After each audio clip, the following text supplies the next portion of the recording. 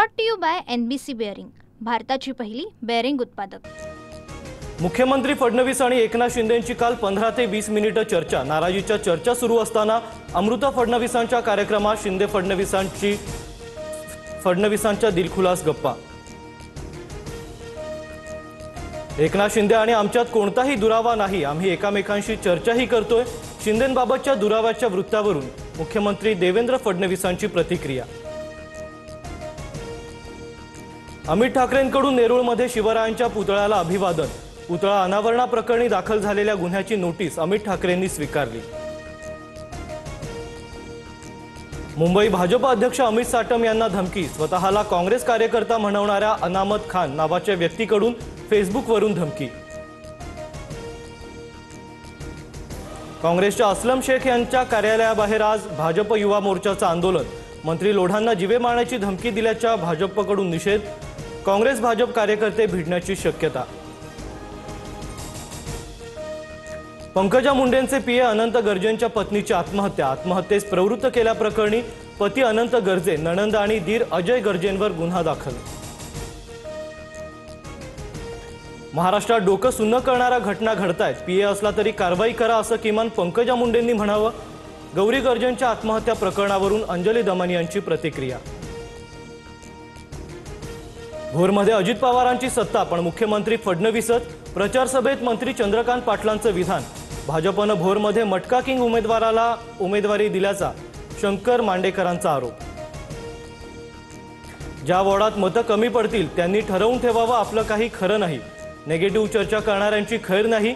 मंत्री हसन मुश्रीफ यांचा मतदारांना दम। समर्जित घाटगेंकडूनही अपक्ष उमेदवारांना अल्टिमेटम। खासदार निलेश लंकेंच्या संकल्पनेतून सिंहगड किल्ल्यावर स्वच्छता, संवर्धन आणि वृक्ष लागवड अभियान। गड जपा, इतिहास जपा, हीच खरी शिवसेवा असाही संदेश। धाराशिवमध्ये लग्न समारंभातही राष्ट्रवादीच्या आमदाराकडून प्रचार। पक्षाचा गमछा गळ्यात घालून आमदार विक्रम काळेंची विवाह सोहळ्याला उपस्थिती। जालन्याच्या परतूर नगरपालिकेसाठी राजकीय विरोधक एकत्र। रावसाहेब दानवे आणि बबनराव लोणीकर एकाच व्यासपीठावर। लोणीकरांसोबतचे वाद संपले, दानवेंचा कार्यकर्त्यांना विश्वास।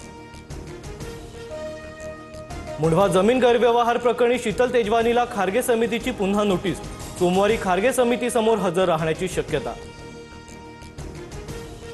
मुंबईत 11 लाखांहून अधिक दुबार मतदार असल्याचं समोर। मुंबई महापालिकेनं जाहीर केलेल्या प्रारूप मतदार यादीतून स्पष्ट। सर्वाधिक दुबार मतदार पश्चिम उपनगरात।